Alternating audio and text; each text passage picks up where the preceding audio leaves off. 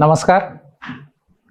विधी फाउंडेशन विविध कार्यक्रम आयोजित करत असते. आपणा सगळ्यांना यूट्यूब चॅनलच्या माध्यमातून माहीत झालेलंच आहे. आपण स्टडी सर्कल आयोजित करतो वकिलांसाठी, वेगवेगळ्या व्याख्यानमाला आयोजित करतो, आदिवासी भागात जाऊन विविध कार्यक्रम करतो, कायद्याचा प्रचार आणि प्रसार व्हावा म्हणून आपण दिनदर्शिकेचं प्रकाशन करतो, हेगडे साहेबांच्या नावाने आपण व्याख्यानमाला आयोजित करतो.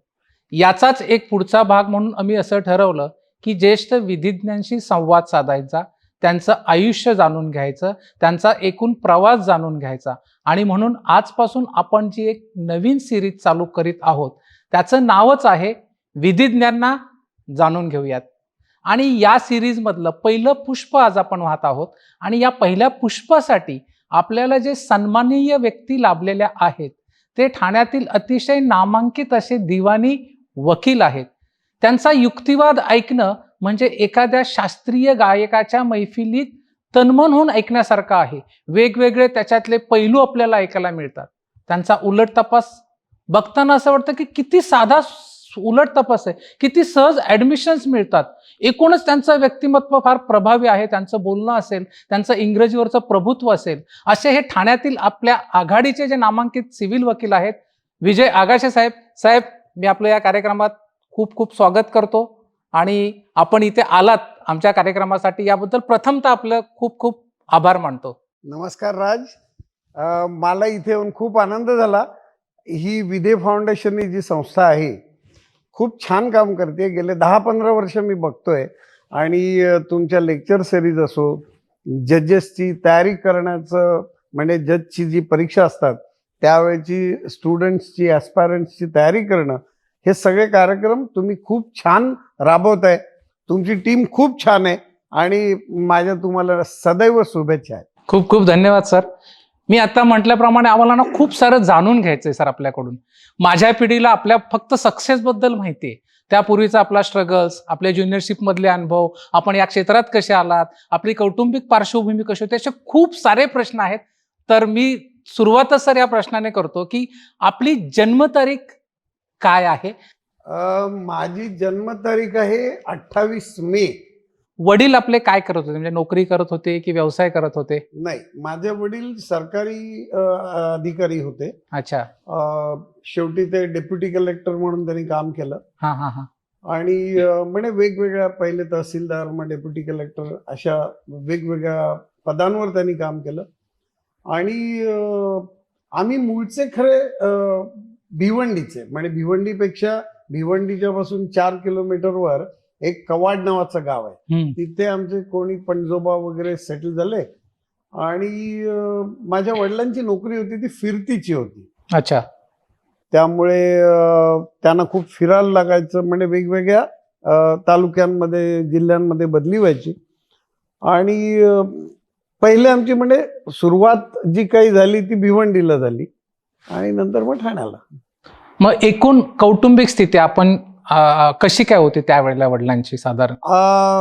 अगदी खरं सांगायचं तर आर्थिक परिस्थिती आमची खूपच बेताची होती.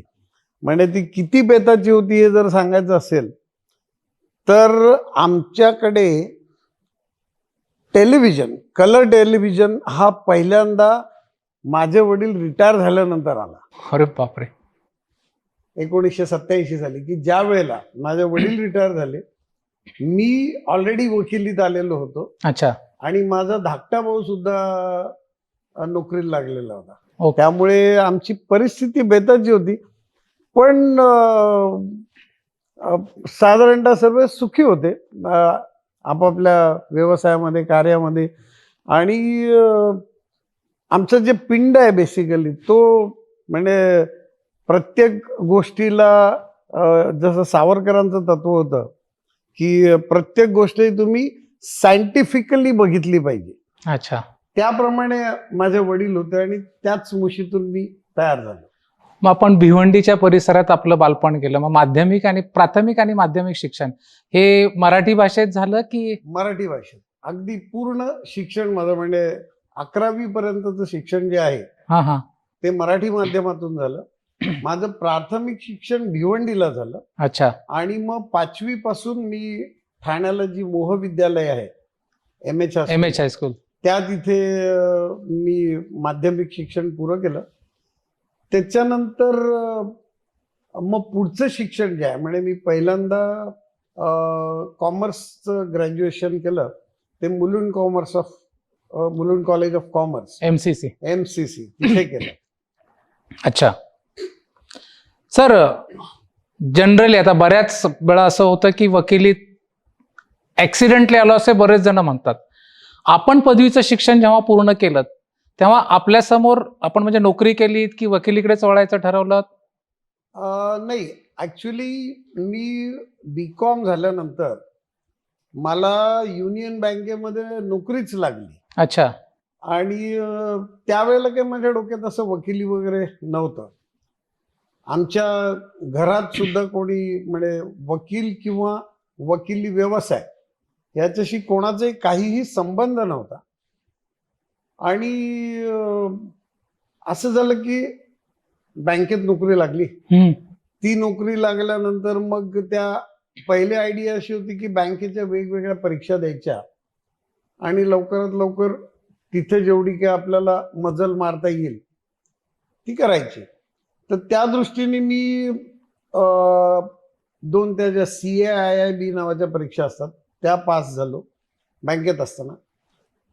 आणि त्यावेळेला काहीतरी म्हणजे बँकेत एक असा रूल होता की जर तुम्ही कोणचंही डबल ग्रॅज्युएशन केलं तर तुम्हाला एक अजून तुमच्या सिनियरिटीमध्ये 1 वर्ष वाढ होते. अच्छा. तर असा मी पहिले विचार केला की LLB म्हणजे LLBचं कसं असतं 2 वर्ष झाल्यानंतर BGL नावाची डिग्री तेव्हा मिळायची. मिळायची. बरोबर आहे. आणि ती मिळाल्यानंतर बँकेत ती सिनियरिटी मिळायची. तर माझं पहिले आयडिया अशी होती की आपण आपलं BGL करावं, बँकेत त्याचा जेवढा फायदा होईल नोकरीच्या दृष्टीने तो घ्यावा. आता झालं असं की मी सेकंड LLBला असताना मला खूपच जास्त चांगले मार्क मिळाले आणि मग असं वाटायला लागलं की काहीतरी केलं पाहिजे आपण. आणि मला त्या विषयात गोडी पण लागली थोडीशी LLBच्या कायद्याच्या विषयात.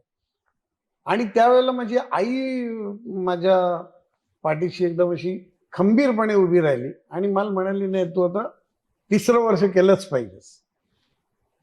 3रं वर्ष केलं. आता मग असा विचार आला की आता एवढं आपण, कारण पहिल्या 2 वर्षाचा आणि 3ऱ्या वर्षाचा शिक्षणात थोडं फरक म्हणजे तिथे जास्त इनडेप्थ आहे. त्यामुळे मला असं वाटायला लागलं की आता आपण एवढा अभ्यास केलाय तर मग तो फुकट कशाला घालून, म्हणून मग वकिली करावी का काय असा विचार आल्यावर तो माझ्या आई वडिलांनी दोघांनी उचलून धरला. क्या बात आहे. आणि मग मी म्हटलं चला करूया वकिली. आता कसं होतं की बँकेमध्ये नोकरी करत होतो त्यामुळे थोडे का होईना आपण पैसे खिशात खुळखुळायचे.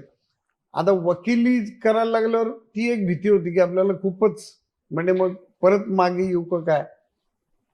म्हणून मी काय विचार केला की आपण वकिली सुरू करावी, पण ऍट द सेम टाइम एक बॅकअप प्लॅन सारखा म्हणून LLM सुद्धा करावं, पोस्ट ग्रॅज्युएशन. अच्छा. आणि त्यावेळेला कमर्शियल ग्रुप्स नावाचे 2 ग्रुप्स होते याला LLM ला. ओके. ग्रुप 4 आणि ग्रुप 7.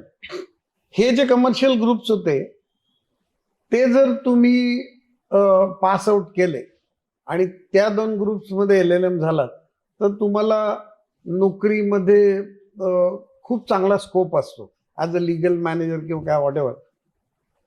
तर म्हणून मी LLB झाल्यावर लगेच LLM ला सुद्धा ऍडमिशन घेऊन टाकली. अच्छा. Idea was this will be my backup plan. आणि म्हणजे आता तुमचा प्रश्न असा आहे की मी वकिलीत ऍक्सिडेंटली आलो का मी ठरवून आलात? तर थोडं दोन्ही थोडं अर्ध आहे. पहिले ऍक्सिडेंटली मी LLB केलं. अच्छा. आणि मग ठरवून वकिली सुरुवात केली कारण मला त्याच्यात गोडी निर्माण झाली. आणि छान वाटायला लागलं नंतर वकिलीमध्ये. असं सर, आपण LLB केलं सांगितलं 3 वर्ष. LLM जेव्हा मी करायला गेलो त्यावेळेला युनिव्हर्सिटी डिपार्टमेंट ऑफ लॉ मध्ये ती लेक्चर्स व्हायची. आणि ते जे कोण प्रोफेसर्स होते ते हायकोर्टामधले एकदम असे प्रॉमिनंट फिगर्स होत्या.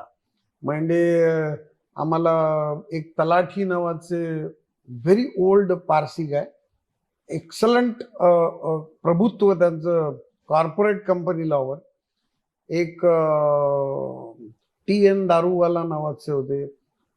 ह्या लोकांची लेक्चर्स ऐकल्यावर फार म्हणजे असं प्रभावित झालो मी त्यांच्या लेक्चर्सने.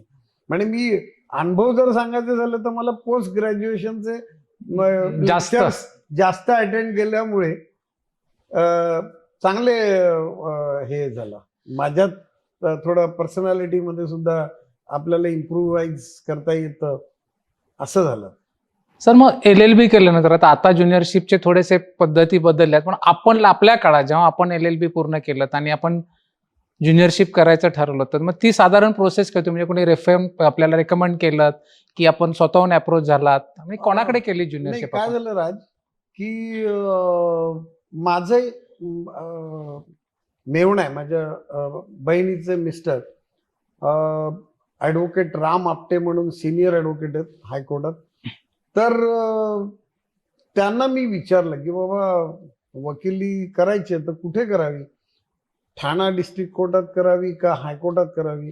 मी म्हटलं माझी अट एकच आहे. ती अट म्हणजे अशी की मला पैसे जरा थोडे थोडे तरी सुरू झाले पाहिजेत लवकर. तर हा जो जेस्टेशन पिरियड असतो तो हायकोर्टात त्या मानाने थोडा जास्त असतो. आणि डिस्ट्रिक्ट कोर्टात कसं आहे तुम्ही ॲग्रीमेंट्स करू शकता 3-4 पानं, म्हणजे हळूहळू तुम्हाला सुरुवात होते लवकर.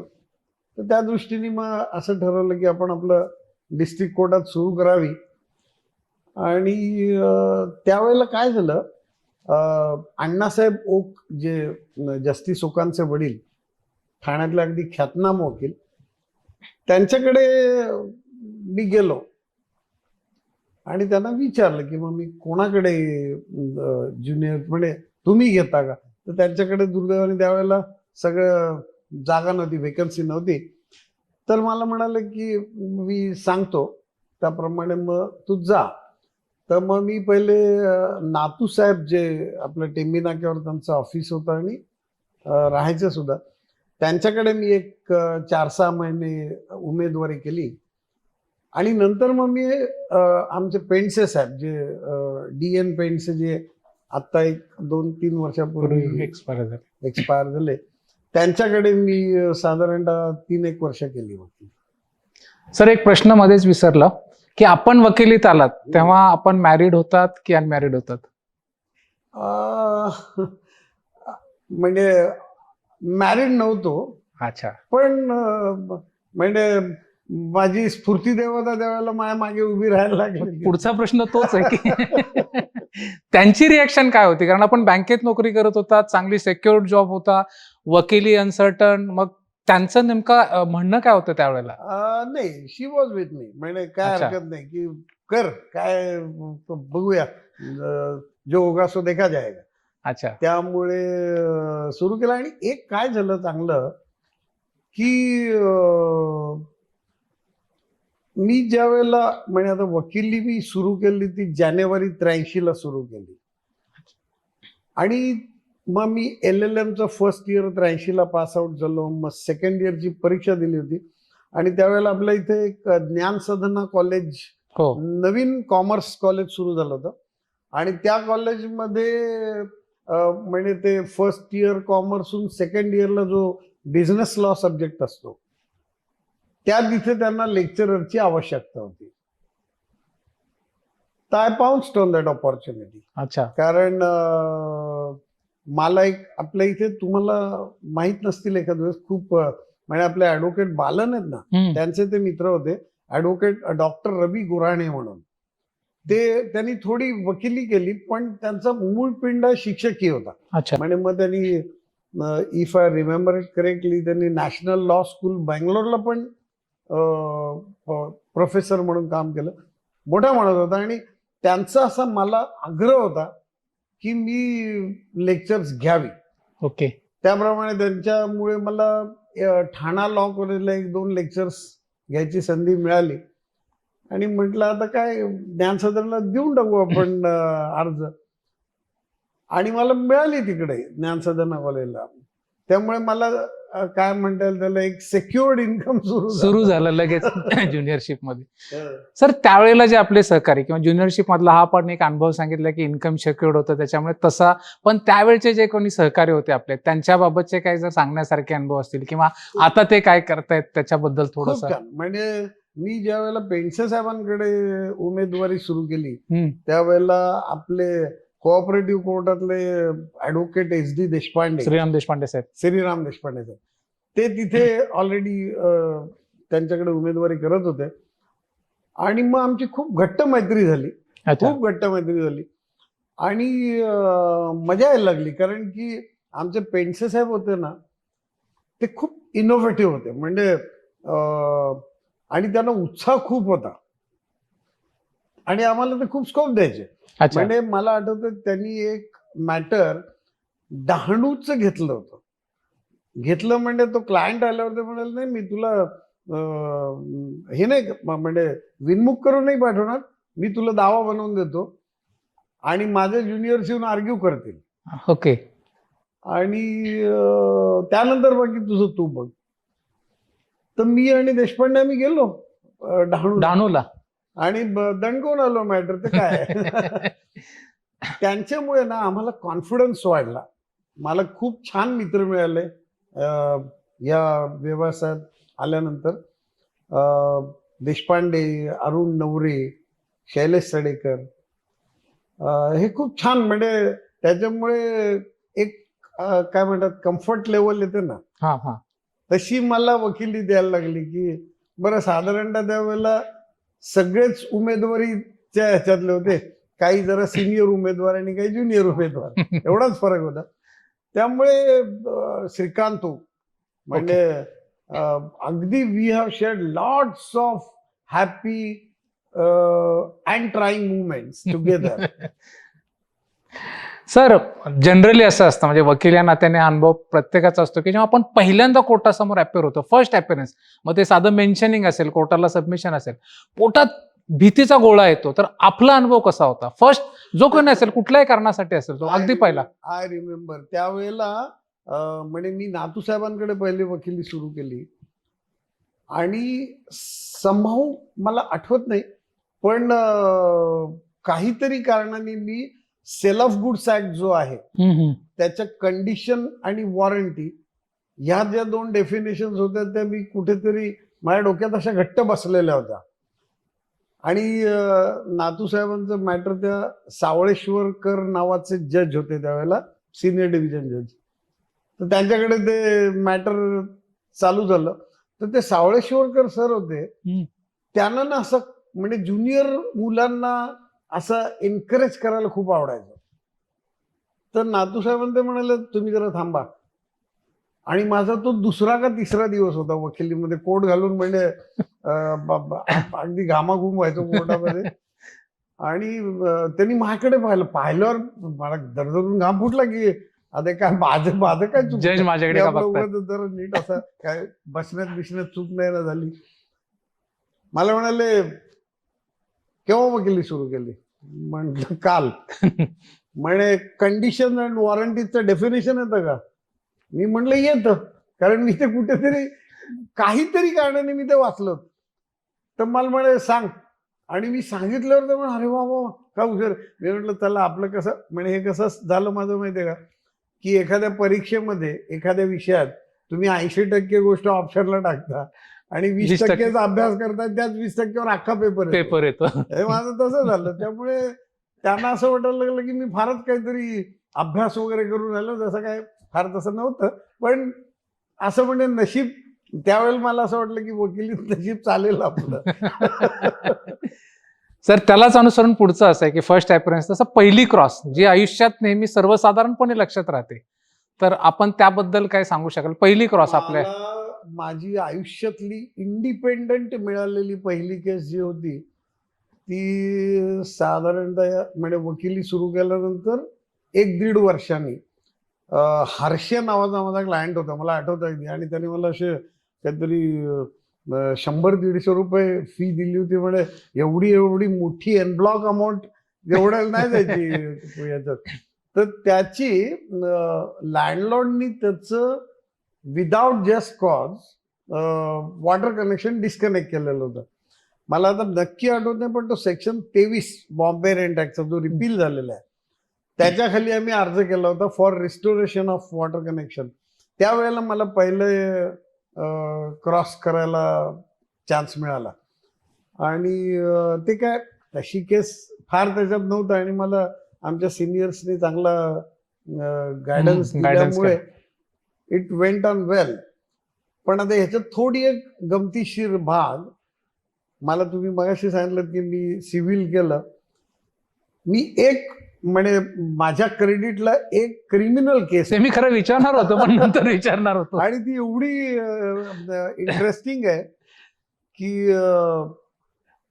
ते 1984ला जे कम्युनल राईट्स वगैरे झाले, कम्युनल राईट्स मध्ये म्हणजे सगळे नॉर्मली सगळे होस्टाईलच असतात ना. नंतर येस येस. जेव्हा सेशन सुरू होतं तोपर्यंत सगळं ते विरलेलं असतं. तर ते एक म्हणजे त्या कम्युनल राईट्स मधले 307चं केस माझ्याकडे आली आणि मला कोणीतरी सांगितलं नाही, ती जी 301 आहे ती 302 पेक्षा जास्त टफ आहे, कारण की तो विक्टिम समोर येऊन सांगतो, साक्ष देतो. तर म्हणे नीट तयारी करा. म्हणजे आम्ही रात्र रात्र जगून, मी आणि माझा एक नितीन जोशी नावाचा मित्र होता, तो आता अमेरिकेत सेटल झालाय, तो वकील होता. आम्ही रात्र रात्र जगून ते असे 60 70 प्रश्न तयार केले क्रॉसला विचारायला. आणि ती क्रॉस सुरू व्हायच्या वेळेला म्हणजे आमचं अँटिसिपेशन असं होतं, हा हॉस्टेल बिस्टेल का होणार नाही. आणि ऍक्च्युली मला हॉस्टेल झाल्यावर काय करायचं हेच माहित नव्हतं.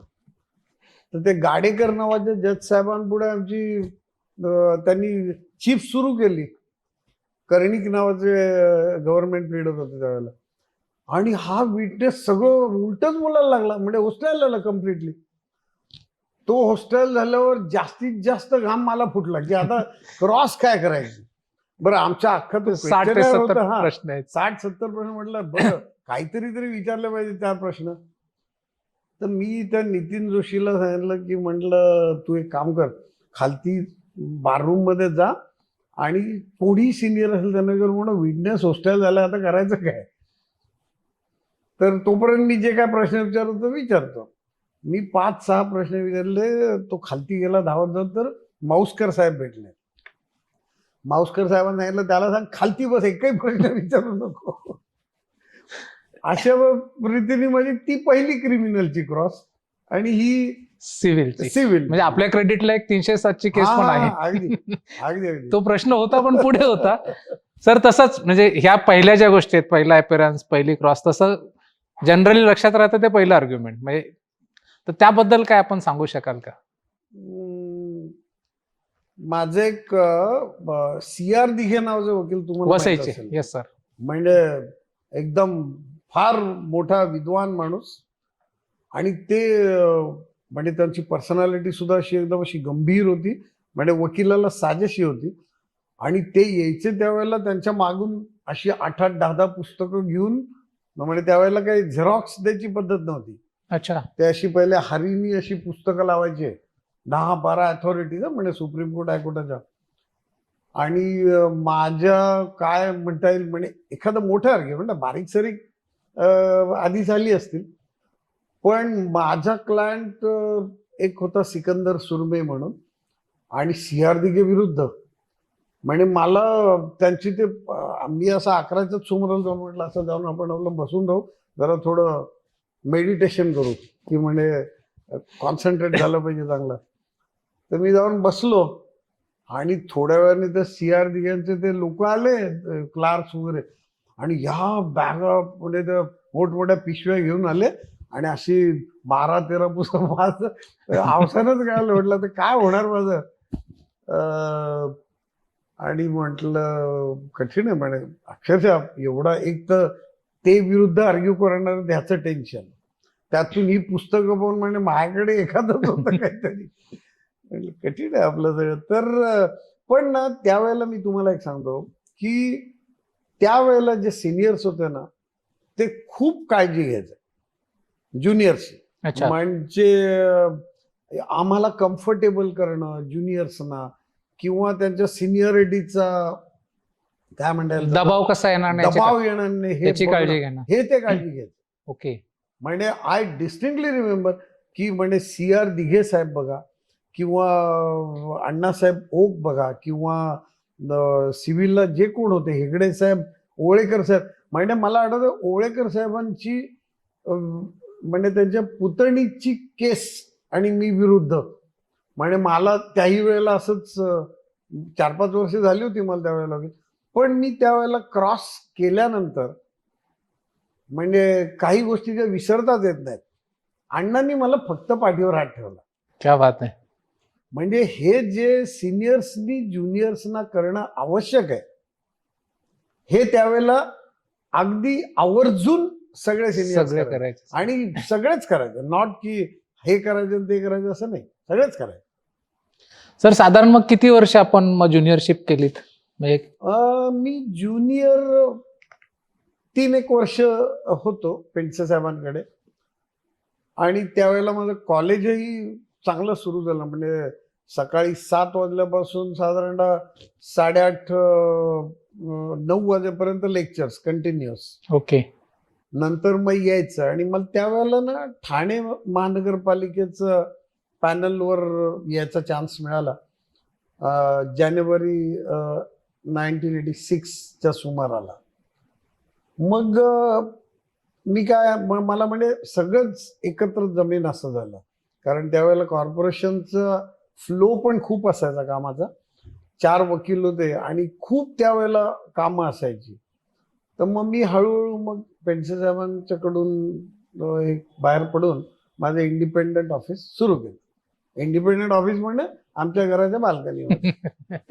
सर आता आपण सिनियर बद्दल म्हणजे पेंडसे साहेबाबद्दल सांगितले, खूप इनोव्हेटिव्ह त्यांच्या आयडियाज असायच्या. हो, येस. म्हणजे ते तर आपण त्यांच्याकडून शिकला, ते आपल्या बोलण्यात लागतं. त्याच्या व्यतिरिक्त असं कुठल्या गोष्टी की ज्या आम्हाला आपल्याला म्हणजे एक गोष्ट म्हणजे जी मी शिकलो आणि जी मला पुढे पास ऑन करायला नक्की आवडेल ती म्हणजे अशी की पेंडसे साहेबांच्या बाबतीत पर्टिक्युलरली त्यांच्याकडे जर क्लायंट आला तर आपल्याकडे जे क्लायंट्स येत असतात काही जणांना खूप घाई असते की तुम्ही लवकरात लवकर करा ना प्लीज, मला 2 दिवसात नाही जर से इंजेक्शन मिळालं तर माझी पंचायत होऊन जाईल सगळी, तर तुम्ही लवकर करा ते अशा दृष्टीने. तर पेंडसे साहेब असे होते म्हणजे त्यावेळेला ना Bhayandar area was not developed as such. तर मी असं पाहिलंय पेंडसे साहेबांचं की ते मिठाच्या व्यापाऱ्यांचं ना नॉर्मली रिकव्हरी केसेस वगैरे असायच्या ऑल ओव्हर इंडिया. कुठे विकलाय माल त्यांना मीठ म्हणजे पैसे नाही आले वगैरे अशा. तर एक गोपाळचंद राठी नावाचे एक मिठागर व्यापारी होते. ते मी पेंडसे साहेबांकडे गेल्यानंतर एक 4 दिवसात ते आले त्यांच्या ऑफिसला आणि म्हणाले नाही नाही माझं ते लिमिटेशन जातंय. त्यांना ते व्यापाऱ्याने हे फार डोकं असतं बरं की लिमिटेशन कुठे कधी जातं वगैरे. आणि बरोबर 1 दिवस राहिलेले असताना ते आले म्हणाले आजच्या आज तुम्ही केला पाहिजे अमुक तमुक वगैरे. आणि पेंडसे साहेबांनी त्यांना ॲश्युरन्स दिला की तुमचा दावा उद्या सकाळी फाईल होईल, which was suppose to be a last day. आणि मला प्रचंड म्हणजे आदर वाटला पेंडसे साहेबांबद्दल की तो दावा त्या दिवशी संध्याकाळी तयार होता. बापरे. त्या दिवशी संध्याकाळी तो दावा तयार होता. म्हणजे तुम्ही क्लायंटची म्हणजे एखादा क्लायंट ज्यावेळेला तुमच्याकडे येतो ना, आपलं प्रोफेशन थोडंसं it's akin to a medical profession. जसं पेशंट डॉक्टरकडे गेल्यावर त्याला अशी अँझायटीज असतात म्हणजे मला काय. त्यावेळेला तुम्ही 2 गोष्टी नेहमी केल्या पाहिजेत. एक म्हणजे ना त्याला शांती मिळाली पाहिजे तुमच्याकडे आल्यावर. म्हणजे जसं डॉक्टरनी तुम्हाला छान हसऱ्या चेहऱ्याने समजावून सांगितलं काही नाही झालेलं, मी बघीन नाही, काही प्रॉब्लेम नाहीये, हे सांगितलं तर की कसं आपण समजा पेशंट म्हणून गेलेलो असलो तर तुम्ही गेल्यावर 50% तुमचं टेन्शन निघून जातं. वकिलाचं हे काम आहे की ज्या वेळेला तुमच्याकडे एखादा क्लायंट, कोणालाही हौशीने कोणी कोर्टाच्या बाहेर चढत नाही. राईट. ते ज्या वेळेला तुमच्याकडे येतात त्यावेळेला त्यांना काहीतरी प्रॉब्लेम आहे, काहीतरी अँझायटी आहे, त्यामुळे ते तुमच्याकडे येतात. हे वकिलांनी काम आहे वकिलाचं की त्यांनी ती क्लायंटचं बरोबर दुखरी नस शोधून त्याला इलाज केला पाहिजे. म्हणजे तुम्ही जर एखाद्या क्लायंटला छान ट्रीट केलं, चांगलं बोललात, त्याला पाहिजे ते रिझल्ट लवकरात लवकर मिळवून दिले, तर तो क्लायंट असा आनंदी होऊन बाहेर पडला पाहिजे. हे आमच्या पेंडसे साहेबांनी केलं आणि ते मी म्हणजे त्यांचं पाळलंय की माझ्याकडे आलेला क्लायंट शक्यतोवर दुर्मुखलेला बाहेर जाणार नाही. त्याला मी कशाला आहे. अच्छा सर, आपण अनेक सिनियरांचा उल्लेख केला, ओळेकर साहेबांचा केला, मावसकर साहेबांचा केला, दिघे साहेबांचा केला. दिघे साहेबांबद्दल बऱ्याच कमी लोकांना माहिती आहे, तर आपण म्हणजे या सगळ्यांचा प्रभाव म्हणजे आपल्या सिनियर व्यतिरिक्त यांचा प्रभाव आपल्यावर होता असं म्हटलं तर हो, की आणखीन अगदी कोण होते definite. याच्यात किंवा आणखीन काय होते? सांगतो ना, अजून बरेच. म्हणजे त्यावेळेला ना ऍक्च्युअली गॅलेक्सी होती. म्हणजे मोठे सिनियर्स म्हणजे आमचे हेगडे साहेब म्हणजे तर तुम्हाला सगळ्यांना माहितीच आहे. म्हणजे ही वॉज अ जायगॅन्टिक पर्सनॅलिटी. म्हणजे काही प्रश्न नाही. आणि छान सगळ्या ज्युनियर्सना वगैरे 4 दिवस जर कोणी दिसला नाही बाररूम मध्ये, 5व्या दिवशी विचारायचे कुठे होता 4 दिवस. म्हणजे एवढं त्यांचं ज्युनियर्सकडे लक्ष असायचं.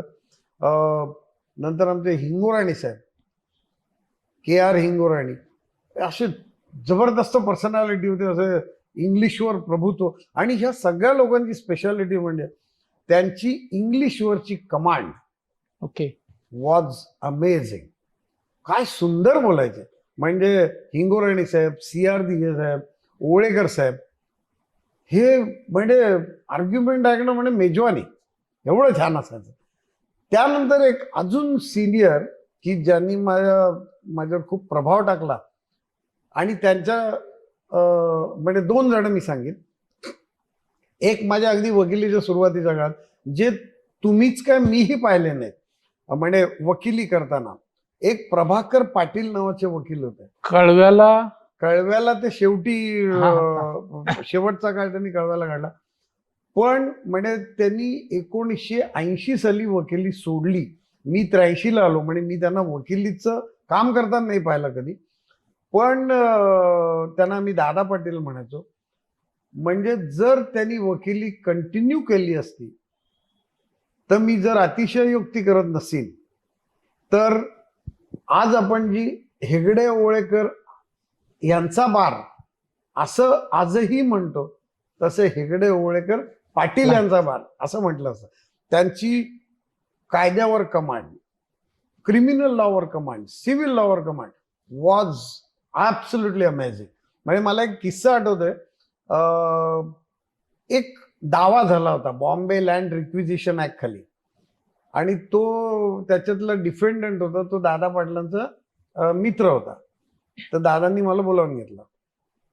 मला म्हणाले तू याच्यात वकीलपत्र घालायचंस. 4 वर्ष झाली होती मला. ते मी वकीलपत्र घातलं आणि मला म्हणाले बनव बरं तू रिटर्न स्टेटमेंट, मग आपण सेटल करू. ते मी रिटर्न स्टेटमेंट बनवलं. ते म्हणाले आता उद्या ये, आपण ते बघू, मी वाचून घेईन. दुसऱ्या दिवशी मी त्यांच्याकडे गेलो. त्यावेळेला त्यांनी वकिली सोडून 9 वर्ष झालेली होती. दुसऱ्या दिवशी मी ज्यावेळेला त्यांच्याकडे गेलो, त्यांनी माझा सगळा ड्राफ्ट सेटल केला. म्हणे 80% कापला, 20% ठेवून त्यांनी छान अतिशय सुंदर करेक्शन्स दिल्या मला. ते झाल्यानंतर त्यांनी मला सांगितलं, बघ आता ह्या 3 अथॉरिटीज बघ, ह्या तुझ्या विरुद्ध आहेत, आणि ह्या 3 अथॉरिटीज बघ, ह्या तुझ्या बाजूच्या. आज रिटर्न स्टेटमेंट बनवायच्या स्टेजला जो माणूस वकिलीच्या पासून दूर जाऊन 9-10 वर्ष झालेली आहेत, म्हणजे तुम्ही कल्पना करा की किती मोठ्या योग्यतेचा माणूस असेल तो. खूप मोठे. म्हणजे जस्टिस ओक जे आहेत तेही त्यांना गुरु मानतात, दादा पाटलांना. ते आता दुर्दैवाने काही वर्ष खूपच मोठे होते. म्हणजे ते आज हयात असते तर 95 वगैरे वय असतं त्यांचं, पण फार मोठा माणूस. त्यांचं ड्राफ्टिंग बद्दल पण खूप ऐकलं सर. सगळं. अच्छा. म्हणजे म्हणजे वकिलीचं कोटचं अंग त्यांना कमी होतं असं म्हणताच येणार नाही. त्यांचं ड्राफ्टिंग सुंदर, त्यांचं कायद्यावरचं प्रभुत्व सुंदर, इंग्रजी सुंदर आणि सिंपल इंग्रजी करायचं. त्यांचं एक नेहमी म्हणणं होतं की तुम्ही जे ड्राफ्ट्स करता ते तुम्ही काय आहे माहितीये का, की तुम्ही जी भाषा लिहिता, वकिली भाषा आणि इंग्लिश भाषा जी कॉमन लोक वापरतात, ह्याच्यात काहीच फरक नाहीये. पण आपणच चुकतच ती लांब लचक वाक्य लिहिणं हे चुकीचं आहे, हे मला त्यांनी सांगितलं. सुटसुटीत वाक्य करा, छोटी वाक्य करा, नीट त्याचा अर्थ कन्व्हे होईल असं करा. म्हणजे मला एक सवय होती रिटर्न स्टेटमेंटमध्ये, it is emphatically denied, it is vehemently denied, it is strongly denied. मला एकदा त्यांनी विचारलं की व्हेमंटली डिनाईड आणि डिनाईड याच्यात काय रे फरक आहे. समजा मी नुसतं एवढंच लिहिलं इट इज डिनाईड आणि तू लिहिलंस इट इज व्हेमंटली डिनाईड, तर माझं काय कमी पडेल का? म्हटलं नाही. मला तो न सांगता मार्क कळला, तेव्हापासून मी व्हेमंटली शब्द सोडला. म्हणजे रिटर्न स्टेटमेंट मध्ये. सर मगाशी आपण 307चा उल्लेख करताना सांगितलं की खाली माऊसकर साहेबांनी सांगितलं खाली बस काय विचारू नकोस. तसं मला हे विचारायचंय की आपल्या सिनियर व्यतिरिक्त म्हणजे पेंडसे साहेबांव्यतिरिक्त गरज पडल्यानंतर आपण वेळोवेळी तेव्हा कुठल्या सिनियरचं मार्गदर्शन घ्यायचं? जसं आपण दिघे साहेबांचा आता उल्लेख केलात, पाटील साहेबांचा उल्लेख केलात, ओळेकर साहेबांचा केलात, मग अशा आणि कुठल्या यापैकी नाव मिस आउट होतंय की ज्यांचं आपण इंडिपेंडंट झाल्यानंतर किंवा ज्युनियरशिपमध्ये कुठलं काम करत असताना बाबा सिनियर व्यतिरिक्त मार्गदर्शन घ्यायचं, असे सिनियर कोणत्या वेळचे? म्हणजे खरं सांगू का, मी थोडासा या माझ्या आधीचे जे सिनियर्स होते त्यांचं मी थोडासा ब्लू आयड बेबी होतो. I don't know why. पण मला कोणाच्या घरी ऍक्सेस होता. म्हणजे ऑफिसला मी अण्णासाहेब ओळेकरांच्याकडे गेलोय. अण्णा ओळेकरांकडे ऑफिसला जाणं म्हणजे असं काहीतरी आपल्याला जसं काहीतरी खूप मोठं काम केल्यासारखं असं वाटायचं. कारण की अण्णांच्या ऑफिसला ऑल इंग्लंड रिपोर्टरचे असे जर्नल्सच्या जर्नल्स लावलेली होती. All England report. All England reporter आणि अशी खूप पुस्तकं ती ऑल इंग्लंड रिपोर्टर. म्हणजे मला तसं उगतच वाटायचं म्हणजे मी काहीच वाचलं नाही. पण म्हणजे अण्णा ओळेकरांच्याकडून मला हे मिळालं, बरंच मार्गदर्शन मिळालं. अण्णा ओक म्हणजे तर म्हणजे त्यांच्याकडे मला कधी फ्री एंट्री होती 24/7. त्यामुळे अण्णा ओक म्हणता येईल, अण्णा ओळेकर साहेब, हिंगोराणे साहेब सुद्धा अतिशय. आता CR दिघे कसं होतं, दिघे साहेब वसईला राहायचे, त्यामुळे त्यांच्याकडे मला असं ऑफ अँड ऑन जाता यायचं नाही. पण हे तिघं म्हणजे असं कधी जा, म्हणजे पेंडसे साहेब तर होतेच, पण अदर दॅन हिम यांच्याकडे कधी जा मला अगदी नीट शंका निरसन व्हायचं आणि त्यांनी मला खूप मार्गदर्शन दिलं. सर आपण मगाशी म्हणालात की मी इंडिपेंडंट झालो कारण महानगरपालिकेचा आपल्याकडे कामाचा व्याप वाढला.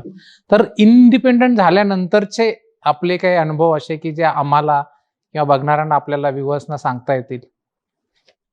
नाही, इंडिपेंडंट झाल्यानंतर ना काही गोष्टी ज्यावेळेला तुम्ही ही सगळी ट्रान्झिशन असते, म्हणजे तुम्ही ज्युनियरशिप सोडून तुम्ही वेगळं ऑफिस सेटअप करणं, वेगळं ऑफिस सेटअप करून तुमची प्रॅक्टिस ग्रॅज्युअली सेटअप करणं, ही जी सगळी ट्रान्झिशनल प्रोसेस आहे ना, त्या प्रोसेसमध्ये तुम्ही काही गोष्टी प्रकर्षाने पाळल्या पाहिजे.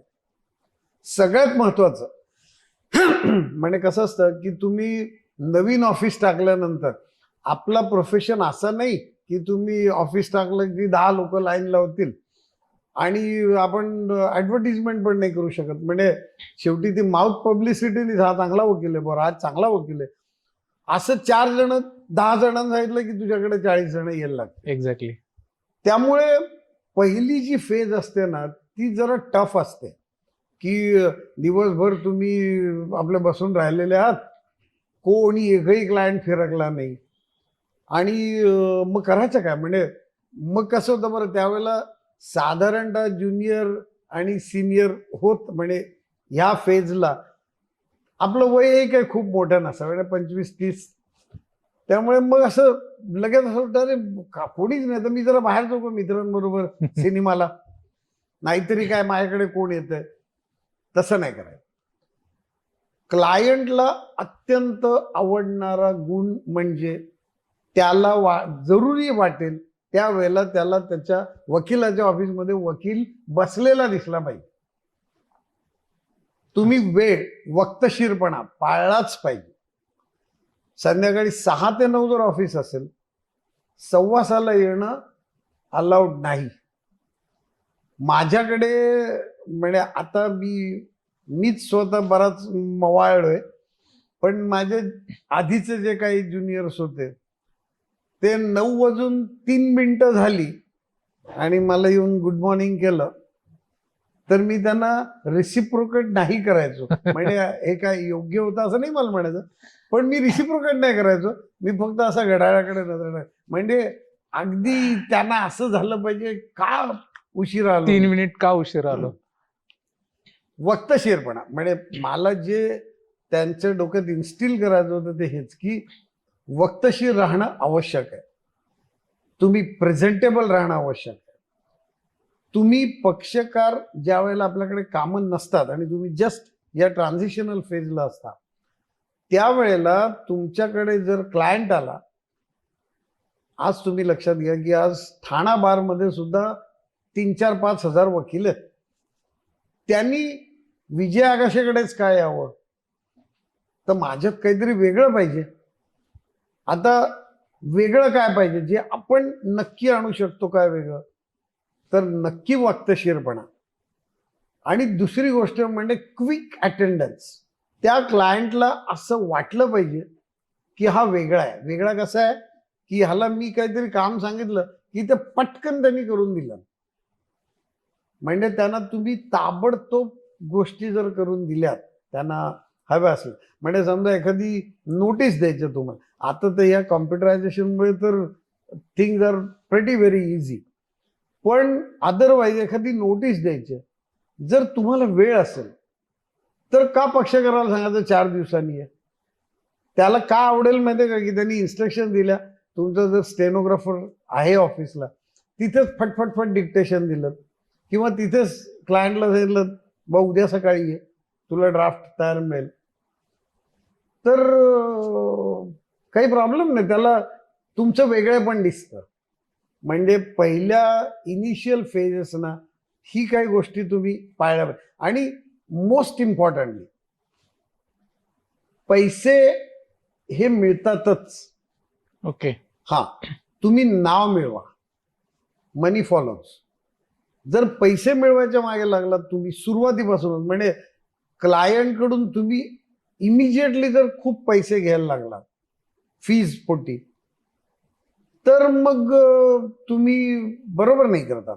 तुम्ही नाव कमवा. एकदा राज नलगे हे आज नाव ठाण्यामध्ये असं आहे की त्याला काही जरूर नाही, त्यांनी आलं की क्लायंट आला की तो मागेल तेवढे पैसे देणारच फी पोटी.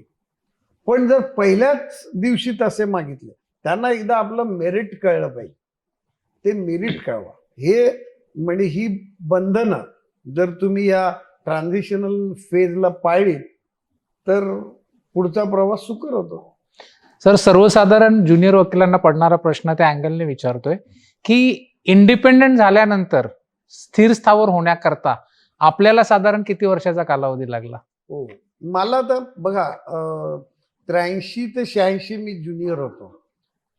त्यावेळेला मी ते डायरी ठेवलं, ती मी नंतर कधीतरी प्रसिद्ध करणार आहे की मला ना म्हणजे असं मी लिहायचो जानेवारी 1984 किंवा फेब्रुवारी 1984 ₹35 नोटीस फी वगैरे. म्हणजे त्यावेळेला अगदी असं कारण ते पैसे मिळाले की फार मजा वाटायची ना आणि वेळ असायचा, त्यामुळे अशी डायरीत असं 625, 750 असंच आकडा असायचा तो. पण 3-1 वर्षानंतर म्हणजे एकदा माझं कॉलेज सुरू झालं त्यावेळेला मला बरं त्यावेळेला लग्न पण माझं झालं 84 साली. त्यानंतर मग कॉलेज सुरू झालं माझं. म्हणजे माझं जूनमध्ये कॉलेज सुरू झालं आणि ऑक्टोबरमध्ये लग्न झालं. त्यामुळे मला ते कॉलेजचा पगार एक सेक्युर्ड होता. बरं, इन्सिडेंटली हा एकच व्यवसाय असा आहे जो तुम्ही वकिलीच्या व्यतिरिक्त करू शकता. शिकवण्याचा. हा, तुम्ही शिकवू शकता. अर्थात तुम्हाला शिकवण्याकरता बार काउन्सिलची परवानगी घ्यायला लागते. ओके. येस. आणि ती परवानगी मी ते मला वाटतं त्यावेळेला अशी ना इयर टू इयर द्यायचे, पण मी दरवर्षी परवानगी घेऊन ते करायचो. तर ते इन्कम सुरू झालं आणि 86ला मला कॉर्पोरेशन एकदा मिळाल्यानंतर, अर्थात मला कॉर्पोरेशन कडून पहिला चेक यायला 88 उजडलं. 2 वर्ष. हा हा. पण ते कारण ते मला मीच पहिले बरेच दिवस बिलं टाकले ना, म्हटलं काढून टाकतील. आपलं नीट स्थिर रस्त्यावर होऊन दे. आणि मग 1-1.5 वर्षानंतर मी बिलं टाकली, मग ती मिळाली. पण एक मला असं सेक्युरिटी आली होती किंवा तिकडून मिळतील. आणि मग कसं होतं की सिनियर्स अशी कामं पाठवतात छोटी मोठी. सिनियर्सनं धरून राहावं बरं, म्हणजे ज्या वेळेला तुम्ही ह्या ट्रान्झिशनल फेजला असता त्यावेळेला आपलं मधून काय बरी आहे ना तब्येत वगैरे थोडं गडी. खूप महत्वाचं व्यावसायिक सिक्रेट सांगितलं आपण. सर, आता आपण सांगितलं की आपण टीएमसीच्या पॅनलवर होतो. आणि कुठल्या आस्थापनांच्यावर आपण पॅनल ऍडव्होकेट म्हणून काम केलंय अदर दॅन टीएमसी? बापरे, म्हणजे नंतर माझ्याकडे साधारणतः 1990 ते 1997 हा काळ माझा फार बिझी असा काळ गेला. कारण त्यावेळेला माझ्याकडे ठाणे महानगरपालिका होती. त्यावेळेला ठाणे महानगरपालिकेचं लिटरली महिन्याला 2-3 मॅटर्स यायचे, लिटरली. त्याच्यानंतर MIDC होती, त्याच्यानंतर बँक ऑफ इंडिया होती, देना बँक होती. तर मग 90 ते 97 माझी डायरी जवळजवळ 150 वगैरे मॅटर्सची होती. आणि मला माहीत आहे, पण माझे जे कोण ज्युनियर्स त्यावेळेला कलिग्स होते त्या लोकांनी मला खूप सांभाळून घेतलं. आणि मला नाही तर असं ते तुम्ही त्यांच्याशी बोला एकदा कधी, तुम्हाला कळेल की म्हणे मी त्यांना शनिवारी रात्री वगैरे ते बिचारे कुठेतरी मित्रांबरोबर सिनेमाला जायचा वगैरे विचार करत असतील, त्यावेळेला माझा फोन यायचा त्यांना की 15 मिनिटात ऑफिसला या. म्हणजे एवढी कामं असल्यामुळे ना मला ते नेहमी असं वाटायचं की हे राहिलं, त्याची तारीख पाहिजे, हे पाहिजे. ते बिचारे यायचे आणि म्हणजे असं ते सगळं होतं. पण खूप ती स्ट्रेसफुल झालं, पण त्यांनी मला खूप एक्सपोजर पण मिळालं. मग असं म्हटलं तर बरोबर ना सर की बोर्ड कोर्टापेक्षा आपला बोर्ड मोठा होता 150 म्हटल्यानंतर. त्यावेळेला एवढे डेली बोर्ड नसावा 150. माझ्याकडे त्यावेळेला साधारणतः खुर्च्या ज्युनियर्सना बसायला 3 असतील आणि माणसं होती 9. म्हणजे कसं ते बिचाऱ्यांनी केलं म्हणजे मला माहिती नाही. त्यांना विचारावं लागेल. त्यांना नक्की विचारा. आणि फक्त जर काही फार वेगळं बोलले तर मला सांगा बाकी. सर, आम्हाला म्हणजे सगळ्या व्ह्युअर्सना आपण आता सांगितलं की खूप स्ट्रेसफुल होता टीएमसीचे पॅनल असतानाच, तेव्हा कामं खूप होती.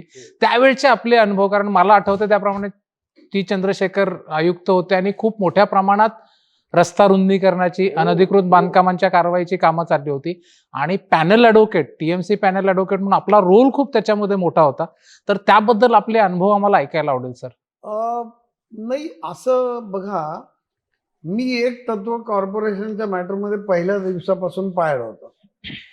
ते तत्व असं की आपण नॉर्मली काय अपेक्षा करतो की क्लायंट नेऊन आपल्याला इन्स्ट्रक्शन्स द्याव्या, त्या इन्स्ट्रक्शन दिल्यानंतर आम्ही कैफियत बनवू.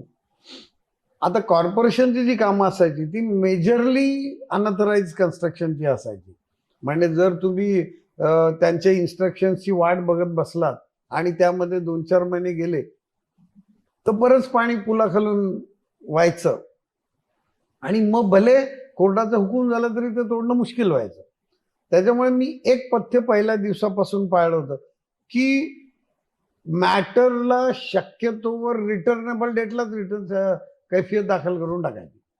त्याच्याकरता जर ते लोक इन्स्ट्रक्शन्स घेऊन आले नाही तर त्यावेळेला काय मला कामं नसल्यामुळे कोर्टातून मी तिकडे जाऊन त्यांच्याकडून इन्स्ट्रक्शन घेऊन यायचो आणि कैफियत पहिल्याच तारखेला कैफियत दाखल. ती दाखल केलं की तुमचं बर्डन जे आहे ते निम्म्यावर येतं, कारण की मग काही फार प्रॉब्लेम राहत नाही. आणि एकदा त्या लोकांना सवय झाली ना की हा बाबा फार कटकट करतो, त्यापेक्षा आपण जाऊन म्हणे मला ब्रीफ आपलं प्लेंट वगैरे याचं समज, त्याच्याबरोबर ते इन्स्ट्रक्शनही नंतर पाठवायला लागले की याचा त्रास नको वॉट एव्हर. सर पुन्हा जरा पहिल्या विषयाकडे जातो. आपलं शिक्षण मागाशी आपण सांगितलं सगळं मराठी माध्यमातून झालं. आय थिंक कॉलेजपर्यंत, कॉलेजचं कदाचित असेल इंग्लिशचं, पण आपलं इंग्रजीवर प्रचंड प्रभुत्व आहे. तर सर याचं नेमकं गुपित काय आहे? एक म्हणजे की ज्या वेळेला मी ज्युनियर होतो त्यावेळेला म्हणजे आम्हाला अशी खूप चांगली चांगली आर्ग्युमेंट्स ऐकायला मिळाली. म्हणजे ओळेकर साहेब, हिंगोराणी साहेब, अण्णा ओक किंवा सी आर दिघे साहेब, एक आर.सी. सामंत नावाचे वकील होते. अच्छा. फार छान, सगळे एवढे सुंदर आर्ग्युमेंट्स करायचे. ते कानावर पडत पडत आपणही थोडस रिफाईन होत जातो.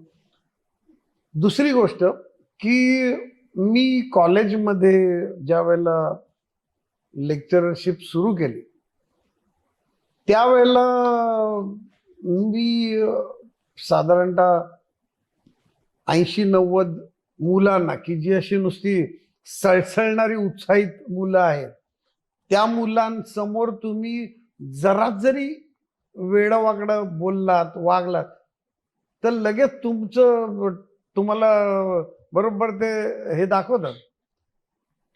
तर मी कॉलेजमध्ये खूप तयारी करून जायचो. इनिशियली पहिली 1-2 वर्ष मी जोपर्यंत, शेवटी मी 9 वर्ष शिकवलं, पण मी तयारी करून जायचो. आणि व्यवस्थित म्हणजे लेक्चर 50 मिनिटात असं मी कधीच घड्याळ घालत नाही, कधीच नाही. पण 50 मिनिटाचं लेक्चर असायचं आणि म्हणजे मी सुरू करायचो लेक्चर आणि माझा तो टॉपिक संपायचा आणि बेल वाजायची. याच्यात काहीही कधीही फरक पडला नाही. एवढं मी ते काटेकोरप्रमाणे सगळं आखलेलं असायचं. अच्छा. हा.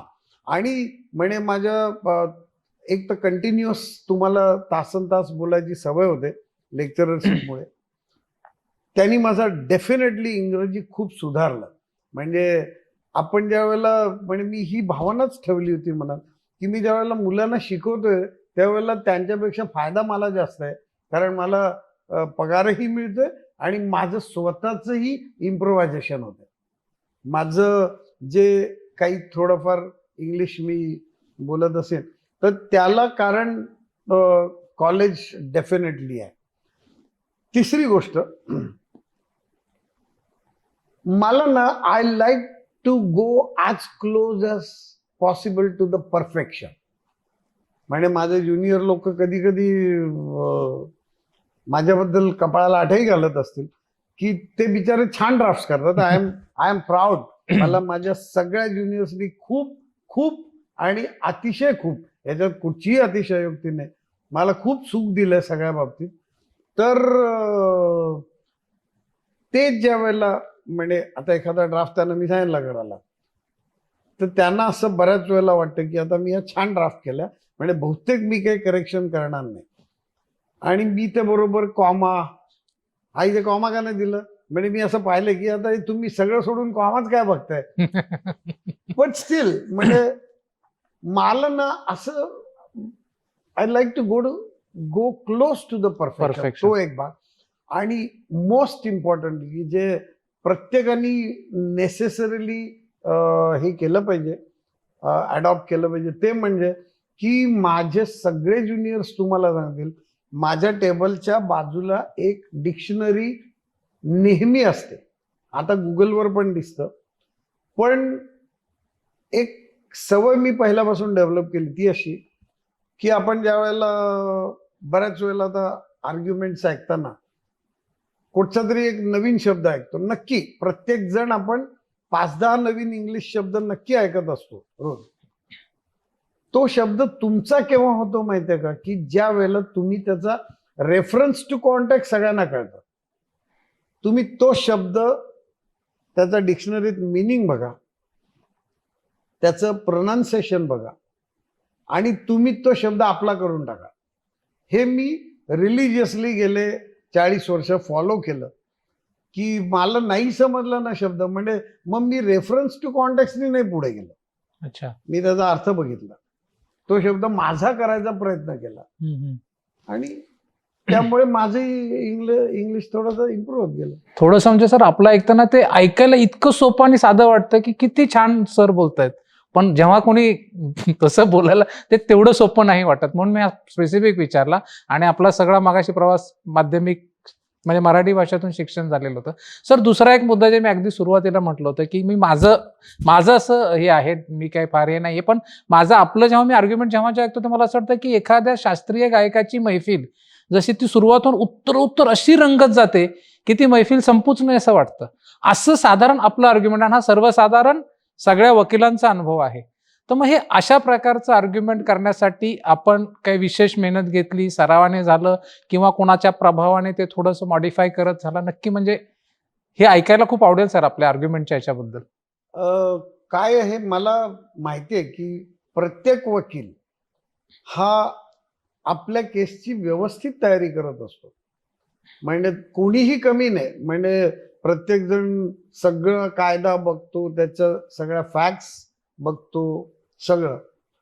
मी फक्त थोडं एक वेगळं काय करतो, म्हणजे सगळे करतात त्याच्याहून थोडं वेगळं काय करतो की आर्ग्युमेंटला एक समजा 15-20 मिनिटं उरलेली असतील किंवा एक तासभर उरलेला असेल, त्यावेळेला ना मी त्याची डोक्यामध्ये फ्रेम तयार करतो. कसं आहे, एखादं आर्ग्युमेंट करणं, एखादी स्टोरी लिहिणं, एखादा सिनेमा असणं, या सगळ्यामध्ये तुम्ही जर प्लेन बोललात तर ते इम्प्रेसिव्ह होत नाही. म्हणजे ती एक जुनी कविता आहे ना English, Solomon Grundy born on Monday Christian on Tuesday. म्हणजे काय ना, तो आज जन्मला, उद्या नाव ठेवलं, परवा लग्न केलं, त्याच्या दिवशी मुलं झाली, 5व्या दिवशी मेलं. ही स्टोरीच होऊ शकत नाही. स्टोरी केव्हा होते की तुम्ही सुरू करायचं आर्ग्युमेंट जरा इंटरेस्टिंग गोष्टींनी सुरू करायचं, थोडंसं एखादा कोणतं तरी छान टर्मिनॉलॉजी वापरायची, मग हळूहळू तुम्ही एकदम आत विषयात नाही जायचं, थोडा त्याला एक प्रिफेस द्यायचा, सुरू करायचा, हळूहळू टेक ऑफ करायचं आर्ग्युमेंट, आणि मग छान क्रूज करायचं आर्ग्युमेंट. टोन असतात तो तुम्ही असं अप्स डाऊन्स पाहिजेत आवाजामध्ये. आपले शाळीग्राम वकील साहेब तुम्ही आर्ग्युमेंट करताना पाहिलं असेल, ऐकलंय खूप. ते आर्ग्युमेंट करत असताना ते एवढा चेहरा असा जबरदस्त करतात की म्हणजे कोणाला वाटेल, मी असा एकदा विचार केला, मी जर जज असेल तर मला वाटेल शाळीराम साहेबांचाच पक्षकार खरा आहे. कारण ते म्हणजे असं कोणाला एवढं छान प्रोजेक्ट करतात ते. ती एक स्किल आहे. म्हणजे त्यामुळे आवाजात तुमच्या चढ उतार पाहिजेत आणि एंड जो करायचा तो सुद्धा छान करायचा. आर्ग्युमेंट्स करत असताना आपला जो सगळा कायदा आहे that is derived from English common law. त्यामुळे लॅटिन मॅक्सिम्स वगैरे याची अधूनमधून पखरण करावी. पूर्वी आमचे सिनियर्स नेहमी करायचे. आता कसं असतं की एखादं लॅटिन मॅक्सिम नॉट नेसेसरीली की जजला माहिती आहे किंवा आपण इथे कुठून तरी पुस्तकातलं वाचूनच टाकत असतो त्यावेळेला, तर तरी देखील ते वापरावं. कारण काय माहितीये का, की तुम्ही एखादं छान लॅटिन मॅक्सिम वापरलं आणि मग त्याचा अर्थही सांगून टाकावा इंग्लिशमध्ये, म्हणजे जजला तो पंच बसतो की अरे वा, म्हणजे ह्याचा पॉइंट बरोबर आहे. एखादं तुम्ही समजा नेमो दॅट क्विड नॉन हॅबिट, मग त्याचा अर्थ लगेच सांगा, जजला वाटतं बरोबर पॉइंट आहे. म्हणजे हे एक असं आहे ना की तुम्ही आर्ग्युमेंट्स कशी करावी की जजला आवडते. आणि मोस्ट इम्पॉर्टंटली अवॉइड रिपिटेशन्स. आपल्या इथे बरेच जजेस बोलत नाहीत, पण आपण जे असं समजतो ना की परत परत सांगून त्याला ते जजला जास्त पटेल असं नसतं. त्यांना सुद्धा एकदा सांगून कळत असतं, मग आपण 10 वेळेला सांगून ते उलट त्याचा अँटी इफेक्ट होतो. त्यामुळे सुटसुटीत आर्ग्युमेंट करावं, थोडं करावं, रिपीट, आणि ट्रस्ट की जजला चांगलं समजलेलं आहे. परत परत परत परत ते सांगू नये. हल्ली एक जी आपली ट्रेंड, म्हणजे मीही त्याचा व्हिक्टिम असू शकेन थोडा, ते अवॉइड केलं पाहिजे. सर, मी मागाशी आर्ग्युमेंट बरोबर आपल्या क्रॉस बद्दल पण म्हटलं होतं की आपण जेव्हा उलट तपास घेता तेव्हा अत्यंत सहज ऍडमिशन्स मिळत जातात. तशाच प्रकारचे केस कोणाकडे दुसरीकडे ऐकली तर त्या वकिलांना ते तेवढे मिळत नाहीत. मग याच्या मागे खूप पूर्वतयारी, म्हणजे त्याबद्दल पण जर आपण हायलाइट केलं तर. सगळ्यात महत्वाचं म्हणजे तुम्ही फॅक्च्युअली परफेक्ट पाहिजे. तुम्हाला त्या केसचे इन्स अँड आउट्स माहीत पाहिजे. इतके की पक्षकाराला सुद्धा माहीत नाही तेवढे माहीत पाहिजे. दुसरी गोष्ट म्हणजे क्रॉस एक्झामिनेशन हा जो एक प्रकार आहे ना, ती म्हणजे आर्ट ऑफ क्रॉस एक्झामिनेशन याच्यावर खंड लिहिलेले आहेत लोकांनी. त्यामुळे ते असं डिफाईन करणं फार कठीण आहे. पण अशीच लोकांची ऐकून ऐकून क्रॉस करून तुम्ही, म्हणजे प्रत्येकाचा अप्रोच वेगवेगळा असायचा. म्हणजे आम्ही जे ऐकलं क्रॉस, त्या म्हणजे अण्णा ओळेकर जेव्हा क्रॉस करायचे क्रिमिनल केसेसमध्ये, त्यावेळेला अत्यंत स्टडीड क्रॉस असायची त्यांची. म्हणजे त्या जे टार्गेट आहे थोडक्यात, म्हणजे जे ऍडमिशन आपल्याला घ्यायचे, त्याच्याकडे ते एवढ्या सिस्टमॅटिकली जायचे की एकदम स्टडीड जाऊन तो शेवटी अचीव करायचं. आप्पा मौस्कर म्हणण्याना म्हणजे आप्पा मौस्करांच्या काही काही क्रॉसेस म्हणजे असं चकित व्हायला एवढा सुंदर असायचा. ते म्हणायचं ना, असे खेळत खेळत त्या सावजाला खेळवत खेळत खेळत एकदम झडप टाकायची. म्हणजे हे ना, एकेकाचं वेगवेगळं स्किल असतं. आम्हाला वी वर फॉर्च्युनेट की आम्हाला ती सगळी स्किल्स बघायला मिळाली, वेगवेगळ्या लोकांचे वेगवेगळे अप्रोचेस बघायला मिळाले. त्यामुळे क्रॉस हे जरा प्रत्येकाचं म्हणजे ते कसं होईल सांगता नाही, पण एक गोष्ट लक्षात ठेवली पाहिजे की तुम्ही टार्गेट सेट केलं पाहिजे. तुम्ही एखाद्या व्यक्तीची क्रॉस करत असता त्यावेळेला तुम्हाला काय काय ऍडमिशन्स पाहिजेत, त्या ऍडमिशन्स तुम्ही जर क्रिस्टलाइज करून जॉट डाऊन केल्या, तर मग तो अप्रोच करण्याकरता म्हणजे तुमचा प्रत्येक प्रश्न जो आहे त्याचा शेवटी तिथे एंड झाला पाहिजे. त्याला तुम्ही थोडं पेरिफरीमध्ये प्रश्न विचारू शकता, पण त्याचा एंड तिथे झाला पाहिजे. हे लक्षात, म्हणजे क्रॉस करत असताना पहिले पॉइंट जॉट डाऊन करायचे की या विटनेसनी हे सांगितलं तर माझी केस सुंदर होईल. ओके. आणि त्यांची थिअरी डिमॉलिश होईल. सर, मगाशी आपण सांगितलं की एक 307 ची केस आपण चालवली, अटेम्प्ट टू मर्डर. होस्टाईल विटनेस झाला म्हणजे ते ॲक्विटल झालेच असेल डेफिनेटली. मग नंतर कधी असा मोह नाही झाला की आपण क्रिमिनल साईडकडे प्रॅक्टिस करावी, आपण थोडीशी? काय कसं असतं मध्ये आपल्या वकिलीमध्ये, तुम्ही ज्या चेंबरला ज्युनियरशिप सुरू करता राईट, त्याचप्रमाणे तुमचा पुढचा प्रवास होतो. म्हणजे बरोबर आहे. मी जर आप्पा माउस्करांकडे गेलो असतो तर एखाद्या वेळेस क्रिमिनल वकील झालो असतो, ते सिव्हिल झालं की सिव्हिल होतं. पण ideal for any lawyer to become perfect is की त्यांनी ना दोन्ही, म्हणजे जर एखाद्याला नवीन माणसाला जर मी कोणत्या सिनियरकडे जाऊ असा जर विषय बघायचा असेल, तर त्यांनी ना शक्यतोवर असा वकील बघावा की जो सिव्हिलही प्रॅक्टिस करतो, क्रिमिनलही प्रॅक्टिस करतो. कारण क्रिमिनलमध्ये खरं म्हटलं तर क्रॉसची जी खरी टॅलेंट आहे ना, ती क्रिमिनलला जास्त आहे. कारण की तिथे तुम्हाला इन्स्टंट थिंकिंग लागतं सगळं. Right sir. बरं, असं कधी झालं का की सुरुवातीच्या काही वर्षांनंतर तुमचा एक एक्सपर्टिझम झाला, रुटीन झालं, आणि त्याच्या बाहेरची एखादी केस आल्यानंतर ऍज अ ॲडव्होकेट अप्रोच आपला कसा असायचा त्या केसकडे? म्हणजे आपल्या रुटीनच्या बाहेरची आणि थोडी आव्हानात्मक आहे. आव्हानात्मक पेक्षा अशी छान केस एक मला आठवते. आपल्या ठाणे जिल्ह्यात बरेच स्वामींचे आश्रम आहेत, तुम्हाला माहिती आहे. आणि त्या आश्रमांना जगभरातून डोनेशन्स येतात. म्हणजे खूप पैसेवाले लोक सुद्धा त्या आश्रमाचे सहाध्यायी म्हणा, भक्त म्हणा, असे आहेत. तर एक अशाच एका आश्रमाची एक केस माझ्याकडे आली होती. मला फार मजा वाटली होती. पालघरला केस होती. ती केसच ज्या कोणी वकिलांनी केली का पक्षकारांनी इन पर्सन केली मला आठवत नाही. पण ती केस अशी इंटरेस्टिंग होती की त्या म्हणजे एक प्लेंटिफ जो होता त्यांनी असं लिहिलं होतं की मी एक साधा नोकरी करणारा असा माणूस आहे आणि परवा मी झोपलेलो असताना मला ते स्वामी माझ्या स्वप्नात आले आणि ते स्वामी स्वप्नात येऊन म्हणाले, तू आजपासून देव झालास. प्लेटमध्ये लिहिलेलं आहे, तू आजपासून देव झालास. आणि त्याच्यामुळे त्या ज्या आश्रमामध्ये ठेवलेल्या सोन्याच्या खडावा आहेत त्या आता तुझ्या झाल्या. Very funny case it was.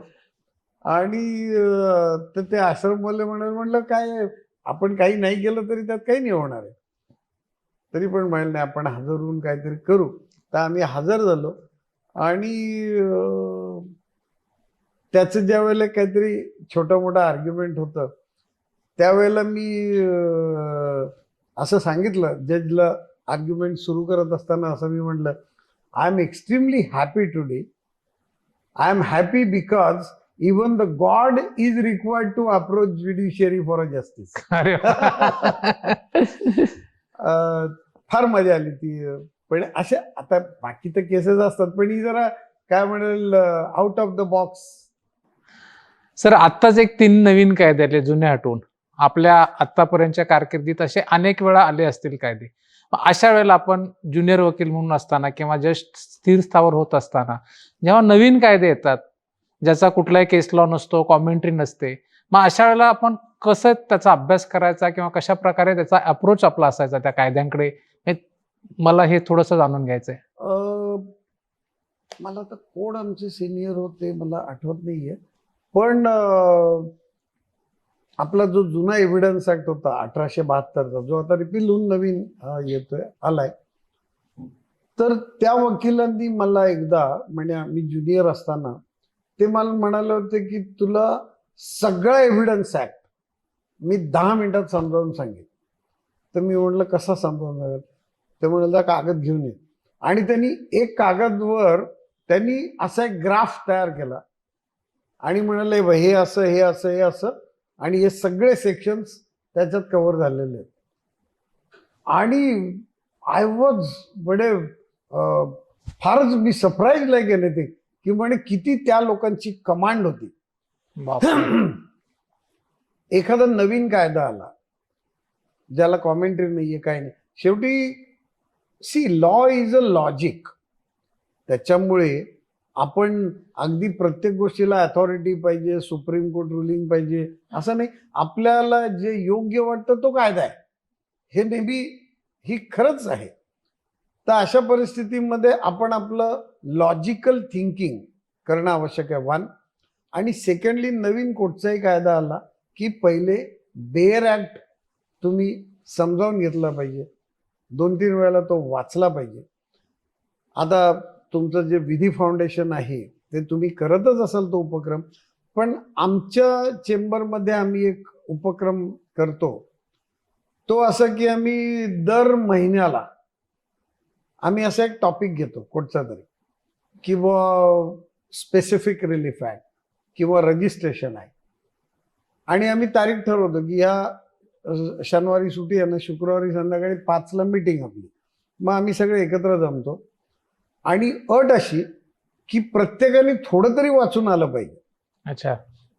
आणि त्याचा आम्हाला एवढा फायदा झाला, एस्पेशली या कोविडच्या वेळेला ज्या वेळेला सगळं जगच एकमेकांपासून लांब गेलं होतं त्यावेळेला आम्ही VC वर सगळे ऑनलाईन भेटून, आणि ज्या वेळेला तुम्ही असं अनालिसिस करता ना बेअर ऍक्टचा, म्हणजे आम्हाला कितीतरी अशा गोष्टी कळल्या की समजा आमच्या चेंबरला जॉईन होऊन तो वकील किंवा ती वकिलाला 6च महिने झालेत आणि मला 40 वर्ष झालेत, तरी देखील त्यांचा जो इनपुट असायचा तो आपला काहीतरी वेगळा अँगल देणारा असतो. म्हणजे मला सांगायचं असं की एखादा नवीन कायदा आला की असं करावं, एक 4 मित्रांनी एकत्र बसून त्याचा वेगळा स्टडी करायचा आणि मग एकत्र त्याचं अनालिसिस करायचं.